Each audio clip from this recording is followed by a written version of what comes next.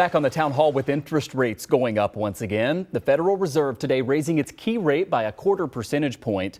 That brings the Fed's target range to 4.5 to 4 3/4, the highest since 2007.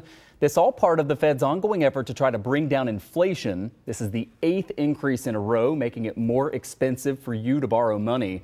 Joining us live to make sense of it is NBC News business and data reporter Brian Cheung. We appreciate you coming on the show. And I wonder, inflation seems to be slowing, right? We seem to be getting a little bit of a handle on it. The numbers are improving. So people naturally wonder, why are rates still going up? Yeah, Michael, well, we've just kind of recap what we've seen on the inflation front, right? You don't need to go much further than the store to feel the impact of these rising prices. But when you quantify it, it peaked at around 9.1% on a year-over-year pace in the summer of last year. And the last reading that we got was that prices were increasing at a 6.5% pace. Now, that shows some signs of improvement, but keep in mind, economists say where we really want to be is around 2%. That's the reason why in early January there were conversations about whether or not the Fed would have to continue raising interest rates, and they followed through on that today by announcing a 1/4 point increase. Now, what does all of that mean to people that don't speak Fed? Well, essentially what it means is that your borrowing costs are going to remain high on the many things that have interest rates. So credit card rates are going to remain high, auto loan rates are going to remain high, mortgage rates have come down a little bit, but we're pretty much far away and won't likely see anytime soon those 3 or 3.5% rates anymore. So all this underscores that the economy is deliberately trying to be slowed by a Federal Reserve that's raising rates.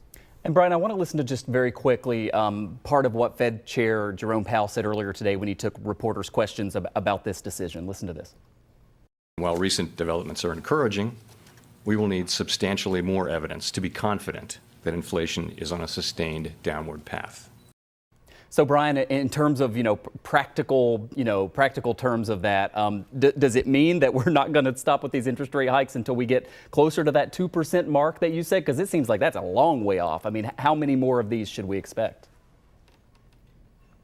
Yeah, well, the challenge is that it's not an exact science. It's not like if you go by another, 1/4 percentage point in their next meeting, which, by the way, is in March, that it's going to make inflation suddenly get to 2% again. It's a really difficult science, especially when you consider that the impact of the rate hikes that they did in the later part of last year might not even be fully felt yet. It takes time for those interest rate increases to actually slow inflation. But for the Fed's part, we heard from the Fed chairman, he's still going to raise interest rates. How many interest rate hikes or the size of those interest rate increases remains to be seen. But you do see this off ramp to perhaps entirely stopping the process of raising interest rates. Now, for what it's worth, the Federal Reserve Chairman said it's going to depend on how the data comes in. They want to see that evidence that 6.5% gets down to 5, gets down to 4, gets down to hopefully 3, and then back to 2%. And maybe at that point, they find comfort in where the economy is.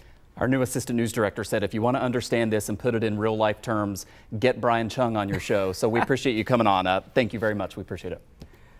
I'm a huge Adam fan, so tell him I said hi. Will do. Thank you.